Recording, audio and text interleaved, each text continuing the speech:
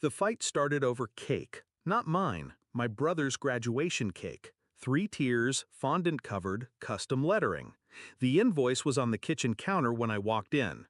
$2,300. My dad didn't ask. He informed me I'd be paying for it. "You've got the money," he said, not looking up from his phone. "It's just sitting there." No mention of the rent I paid, or the groceries, or the fact that I bought my own textbooks while my brother got his tuition gifted. I said no. Just one word. No. 2 days later, he came back. This time, it was about the car. "Your brother needs it more than you do. You work remote. He's got places to be." I laughed, not because it was funny, because it was so expected. I said no again, calm, measured, but I meant it. That night, the lock was changed. My laundry basket was on the porch. A trash bag filled with my things tossed next to it like roadkill. No goodbye, no explanation, just exile.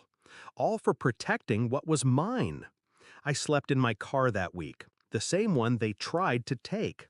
A battered '08 Civic with a sticky dashboard and a cracked sunroof.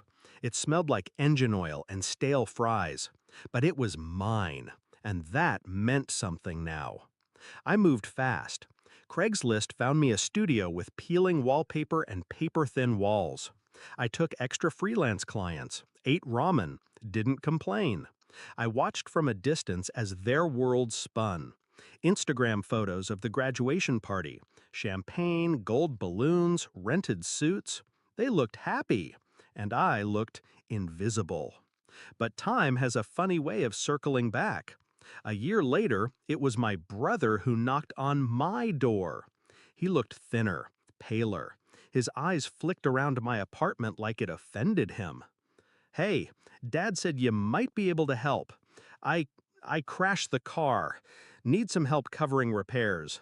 My Civic, the one I'd refused to hand over. Apparently, they convinced Grandpa to co-sign a lease for a newer one 6 months ago. The same car he totaled driving drunk last weekend. I let him talk. Nods, short answers, no emotion. Then I said, "No." He blanked, like he didn't recognize the word, like it had lost all meaning coming from me.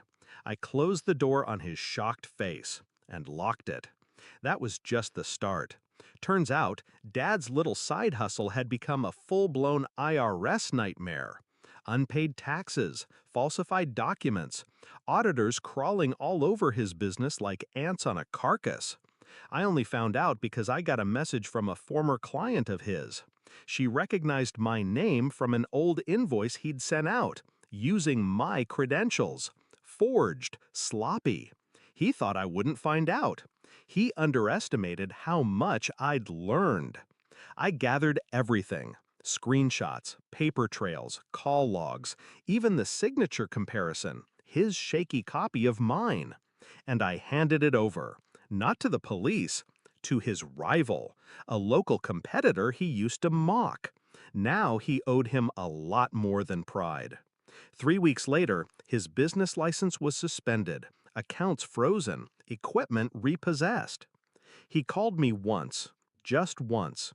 Didn't yell, didn't threaten, just sat in silence. Then said, "I never thought you'd turn on your own family." I answered with the truth. "You turned first." Now, I still drive the Civic. It rattles in the cold and smells like old takeout, but it runs. And I sleep in a bed I paid for, in a home with locks only I have keys to. I don't go near them, not out of fear, out of peace.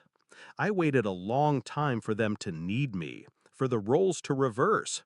And when the moment came, I didn't scream, I didn't gloat. I simply said, no, and watched karma do what I didn't have to. Funny thing is, they still don't see it. They call it bad luck, an unfortunate turn, an economy thing. They never saw the mirror I held up, but I did, and that's enough. I learned something in that year alone. Silence is a weapon. Distance is power. And sometimes revenge isn't loud. It's quiet. It's steady. It's refusing to be used ever again. They kicked me out, and I let them, because they thought I'd fall, but I was already walking away, and they haven't stopped falling since.